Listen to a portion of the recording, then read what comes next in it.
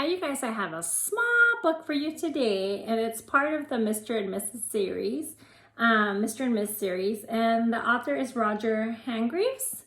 And there's a lot of different characters with a lot of different titles. There's a book for each, but I'm going to start with Mr. Happy.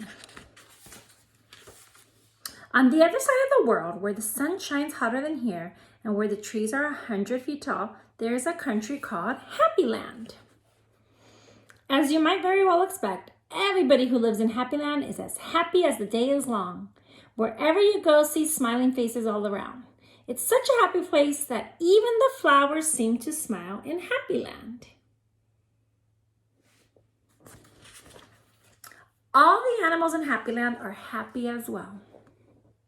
If you've never seen a smiling mouse or a happy cat or dog or even a smiling worm, go to Happy Land. This is a story about someone who lived in Happy Land who happened to be called Mr. Happy. Mr. Happy was fat and round and happy. He lived in a small cottage beside a lake at the foot of the mountain and close to the woods. There's his cottage by the lake at the foot of the mountain, really close to the woods. One day, while Mr. Happy was walking in those woods near his home, he came across something which was really exciting. There in the trunk of one of the very tall trees was a door. Not a very large door, but it was certainly a door, a small, narrow, yellow door. Definitely a door. I wonder who lives here, thought Mr. Happy, and he turned the handle of that small, narrow, yellow door. The door wasn't locked and it swung open quite easily. Would you go in there? Just inside the small, narrow, yellow door was a small, narrow, winding staircase leading down.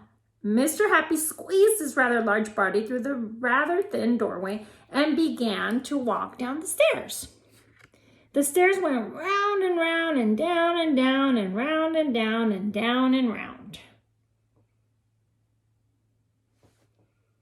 Wonder what's at the bottom. Finally, after a long time, Mr. Happy reached the bottom of the staircase. He looked around and saw in front of him another small, narrow door. But this one was red.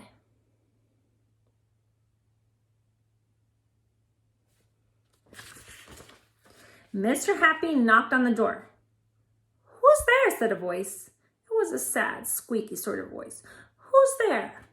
Mr. Happy slowly pushed open the red door.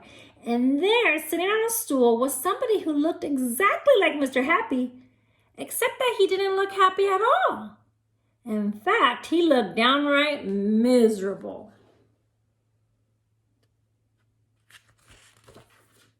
"Hello," said Mr. Happy. "I'm Mr. Happy." "Oh, are you really?" sniffed the person who looked like Mr. Happy but wasn't. "Well, my name is Mr. Miserable, and I'm the most miserable person in the world." "Why are you so miserable?" asked Mr. Happy. "Because I am," replied Mr. Miserable. So you can see Mr. Happy, Mr. Miserable. "How would you like to be happy like me?" asked Mr. Happy. "I'd give anything to be happy," said Mr. Miserable. "But I'm so miserable, I don't think I could ever be happy," he added miserably. Mr. Happy made up his mind quickly.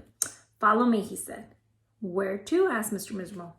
"Don't argue," said Mr. Happy, and he went out through the small, narrow, red door. Where do you think he's taking him?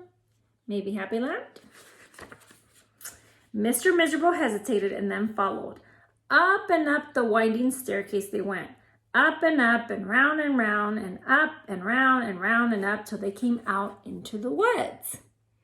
"Follow me," said Mr. Happy again, and they both walked through the woods back to Mr. Happy's cottage.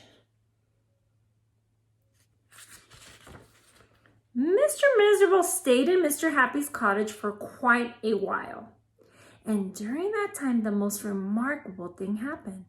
Because he was living in Happy Land, Mr. Miserable very, very slowly stopped being miserable and started to be happy. and his mouth stopped turning down at the corners. So it's no longer going down, it's just straight.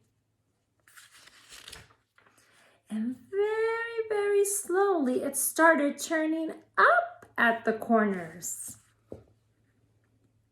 And eventually, Mr. Miserable did something that he'd never done in his whole life. He smiled. And then he chuckled, which turned into a giggle, which became a laugh. A big, booming, hearty, huge, giant, large, enormous laugh. And Mr. Happy was so surprised that he started to laugh as well.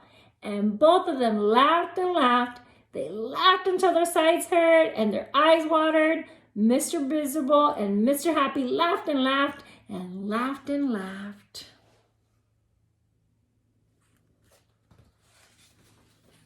They went outside and they still laughed.